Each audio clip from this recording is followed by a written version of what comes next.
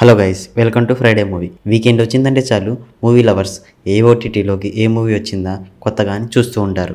And ఆ కొత్త movies ఏంటో ఇప్పుడు చూసేద్దాం మనం. అండ్ అంతకంటే ముందు మన ఛానల్ని సబ్స్క్రైబ్ చేసుకొని ఈ వీడియోకి లైక్ చేయండి మరిన్ని ఇలాంటి మూవీ అప్డేట్స్ కోసం. విజయ్ దళపతి లేటెస్ట్గా నటించిన మూవీ గోట్. ఈ మూవీ అయితే 450 కోట్ల పైన వసూలు చేసి బ్లాక్ బాస్టర్ హిట్ అయితే అయింది. అండ్ మూవీ కంటెంట్ అయితే డిఫరెంట్గా ఉండి అండ్ విజయ్ దళపతి అయితే మూవీలో 2 రోల్స్లో నటించాడు. అండ్ మూవీ అయితే చూడ్డానికి బాగుంటుంది. అండ్ ఈ మూవీ నెట్ఫ్లిక్స్లో స్ట్రీమింగ్ అవుతుంది.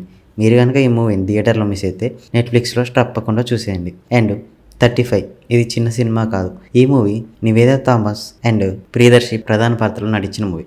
ఈ మూవీ అయితే మంచి ఫ్యామిలీ సెంటిమెంట్ ఉన్న మూవీ.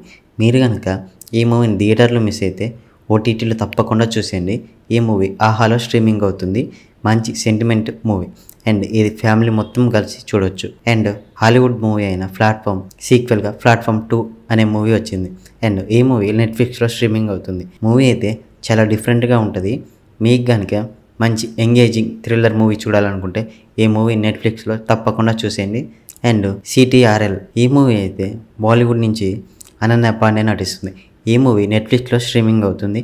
మీరు కనుక ఒక మంచి క్రైమ్ డ్రామా మూవీ చూడాలనుకుంటే ఈ సిరీస్ మాత్రం తప్పకుండా ట్రై చేయండి, బాగుంటుంది. అండ్ ఈ మూవీ అయితే ఆహాలో స్ట్రీమింగ్ అవుతుంది. మీరు కనుక మంచి యాక్షన్ థ్రిల్లర్ చూడాలనుకుంటే ఈ మూవీని ట్రై చేసింది. చాలా అంటే చాలా బాగుంటుంది. రాజ్ తరుణ్ లేటెస్ట్గా నటించిన మూవీ భలే ఉన్నాడు. ఈ మూవీ అయితే ఈటీవీ విన్లో స్ట్రీమింగ్ అవుతుంది.